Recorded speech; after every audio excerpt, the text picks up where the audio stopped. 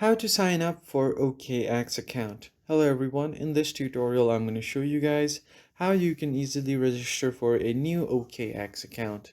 But before we get started, make sure to head down below to give this video a like and subscribe to the channel. So you can find this application on Google Play Store or App Store. Once you have downloaded it, you can just open the application.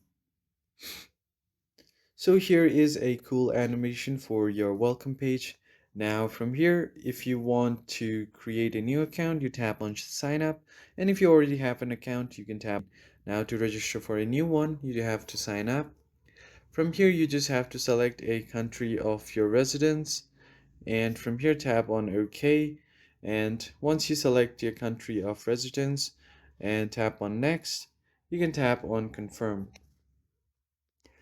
Now you will just have to enter your email address right here. So once you enter your email, and if you have a referral code, you can enter that as well, and then tap on sign up. Now a verification code will be sent to your email, which you will have to provide them. First, you need to complete a quick CAPTCHA here. You need to tap on next and then enter your verification code.